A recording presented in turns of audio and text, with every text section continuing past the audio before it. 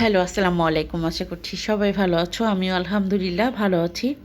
অনেকদিন পর একটু বড় পরিসরে তোমাদের সাথে একটা ভিডিও শেয়ার করছি। আশা করি সবাই এনজয় করবে। তো দিনটি ছিল শুক্রবার। আমার কন্যার নাচের স্কুল ছিল। সকালবেলা সে নাচ করে বাবার সাথে একটু বাজারও করে নিয়ে আসছে। কী রান্নাবান্না হবে সেটা সে জানে এবং তার পছন্দের রান্নাবান্নাই আজকে হবে।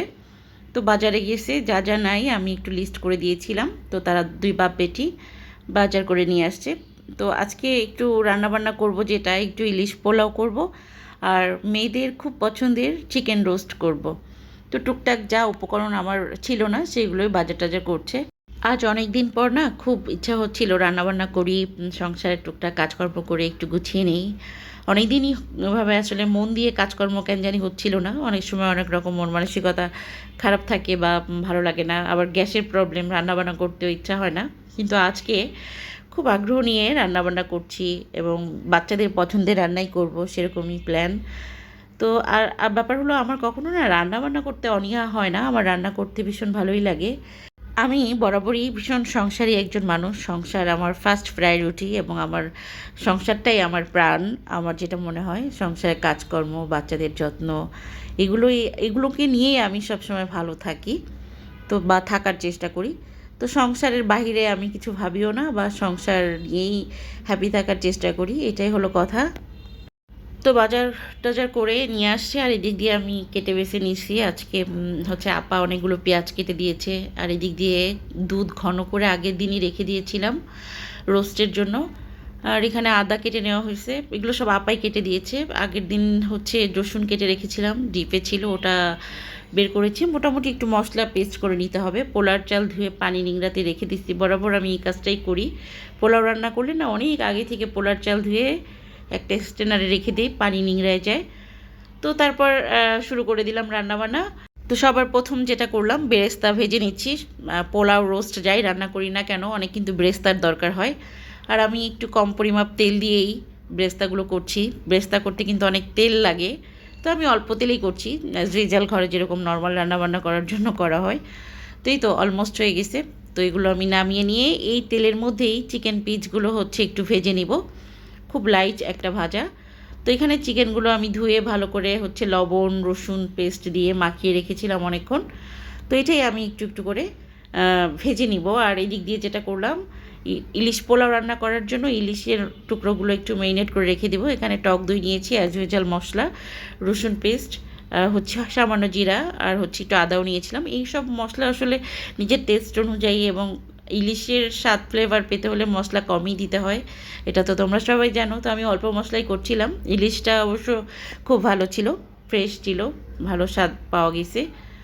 তো এই তো ইলিশের মধ্যে মশলাগুলো ঢুকিয়ে রেখে দিব, অনেকক্ষণ মেরিনেট করে রাখবো। তো এই হলো ব্যাপার, সব কাজকর্মগুলো গুছিয়ে নিচ্ছিলাম, পাশাপাশি রান্নাবান্নাও চলছিল। শুক্রবার এমনিতেই গ্যাসের সমস্যা, তারপরে শুক্রবার একেবারেই থাকে না। তো দেখো আমি এখানে মাছগুলো কিন্তু মেরিনেট করে রেখে দিলাম। এখন যেটা করছি, চুলায় কিন্তু রান্নাবান্না অলরেডি চলছে, চিকেনগুলো একটু একটু করে ভেজে নিচ্ছি। গ্যাস কিন্তু একদমই কম, খুব লো হিটে আমি রান্নাবান্না করছি। তো চিকেনগুলো খুব ডিপ ফ্রাই করা যাবে না, এতে করে মাংসটা কিন্তু শক্ত হয়ে যায়। তো আমি হালকা করে ফ্রাই করে নিয়ে সেই তেলের মধ্যেই টুকটাক মশলা দিয়ে, আমি একটু টক দইও দিয়েছিলাম, এগুলো মশলাটা ভালো করে কষিয়ে নিয়ে চিকেনগুলো না অনেকক্ষণ এই মশলার সাথে কষিয়ে নিব। অলমোস্ট সিদ্ধ হয়ে যাবে এমন একটা অবস্থা। আর আমি কখনো এক্সট্রা পানিও অ্যাড করি না। তো আমি যেটা করি, লো হিটে মশলাটার সাথে চিকেনটাকে বেশ ভালোভাবে কষিয়ে নেই, এতে করে যখন দেখি যে অলমোস্ট সিদ্ধ হয়ে গেছে, সেই পর্যায়ে গিয়ে আমি একটু লিকুইড মিল্ক ঘন করে রাখি আগে থেকেই, সেটাই অ্যাড করি। তো আমি আমার হাতের কিন্তু এটা একটা স্পেশাল আইটেম, সবাই খুব পছন্দ করে। আমার কন্যারা তো খুবই এটার ফ্যান। মায়ের হাতের রোস্ট তাদের কাছে অমৃত, তো তারা খুব পছন্দ করে। তো আমি মাঝে মধ্যে ওদেরকে এভাবেই করে দিই। তো এই তো সব মাংসগুলো এখন মশলার মধ্যে দিয়ে নেড়ে চেড়ে ঢেকে দিব। আমি উপর নিচ করে একটু নেড়ে চেড়ে বারবারই উঠিয়ে নামিয়ে নিয়েছিলাম এবং ভালো করে কষিয়ে নিয়েছিলাম আর কি। তো আমি চিকেনগুলোকে বেশ ভালোভাবে কষিয়ে নিয়ে লিকুইড মিল্ক অ্যাড করে বেশ কষিয়ে টষিয়ে এই পর্যায়ে কাঁচামরিচ আর বেরেস্তা দিয়ে দিচ্ছি, একটা একটা করে উপকরণ অ্যাড করব। সর্বশেষ নামানোর আগে একটু লেবুর রস, চিনি আর হচ্ছে একটু গোলাপ জল দিব। কেওড়া জলটা দিলে আমার এটা একটু কড়া লাগে, সেজন্য আমি স্কিপ করি, সবসময় দিই না।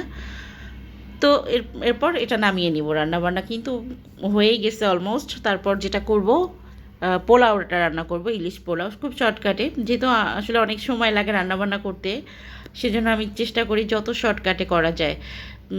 রান্নার টেস্টটা থাকলেই হয়েছে, এই হলো ব্যাপার। তো দেখো অলমোস্ট কিন্তু রোস্ট রান্না হয়ে গেছে, আমি এখন নামিয়ে নিব। তো এই যে দেখো ঝোল টোল টানায় ফেলছি, নামানোর আগে একটু গোলাপ জল দিয়ে নিচ্ছি এবং ওপর থেকে আর একটু বেরেস্তা দিয়ে নামিয়ে ফেলবো। রান্নার তেলটা একটু বেশি হয়ে গিয়েছিল আসলে, আমি একটু বেশি তেল দিয়ে বেরেস্তা করেছিলাম, ওই তেলের মধ্যেই করা হয়েছিল। তো তো রান্না কিন্তু অলমোস্ট হয়ে গেছে, আমি একটু নামিয়ে নিব। যেটা যেটা লাগছে নেড়ে চেড়ে একটু একটু করে দিচ্ছি। মাংস দেখে কিন্তু বোঝা যাচ্ছে যে সিদ্ধ হয়ে গেছে। হ্যাঁ, তো আমার ব্রয়লার মুরগির চিকেন রোস্টটা খেতে খুব পছন্দ। এটা যদিও সোনালি ছিল, তো যাই হোক যেটা এনেছি ওটা দিয়ে করে দিলাম। আমার হাজব্যান্ড আবার ব্রয়লার মুরগি খুব একটা বেশি পছন্দ করে না।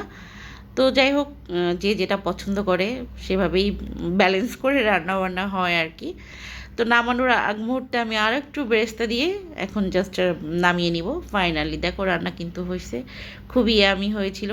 নিজের হাতে রান্না বলে বলবো না, আমার হাতে রান্নার এই আইটেমটা ভীষণ স্পেশাল।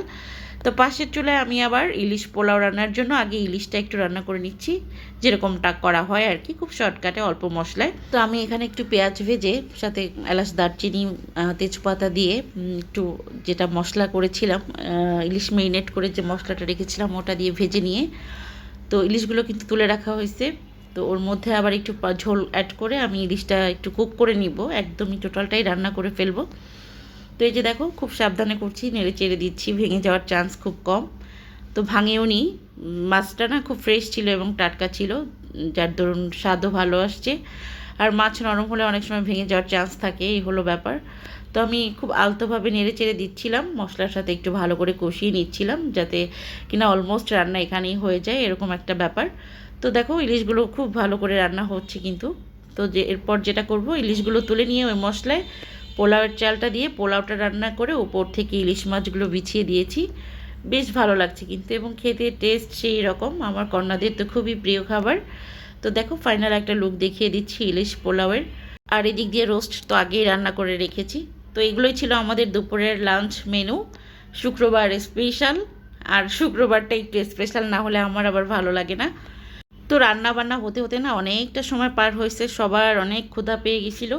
তো ফাইনালি খাবার টেবিলে সবাই খুব মজা করে খাচ্ছে, দেখেন আমার মেয়ের অবস্থা। তো এই ছিল ছোট্ট ভিডিও। আল্লাহ হাফিজ সবাইকে।